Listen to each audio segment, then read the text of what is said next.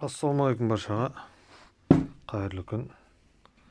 Біздерде бүгін Нива автокөлігі.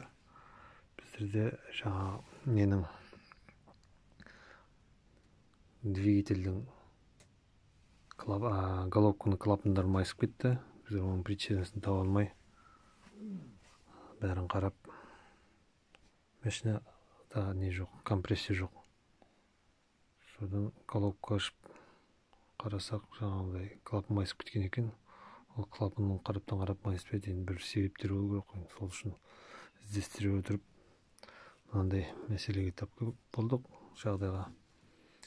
Мына енді распредпал ғой, енді распредпалдың басындағы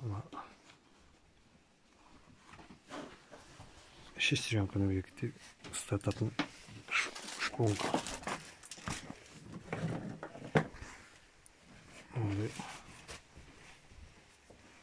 Мына шпонка сынып кеткен екен.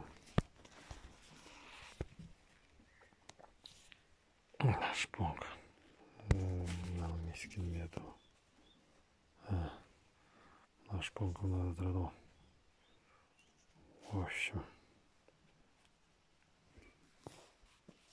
шпонка сынып кеткенде шестеренка айналып кеткен екен.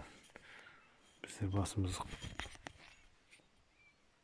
қатып осыны таба алмай, неден болған енді жаңа көріп, соны сіздермен бөлісіп жатқаным. Осындай жағдай. Содан зажигание болып кеткенде клапан майыстырған екен. Егерде сіздерде де осындай жағдай болып жатса, осы араны қарап мұқияттап жіберсе екен деген ой. Рахмет баршаңызға. Істеріңізге сәттілік. Рахмет.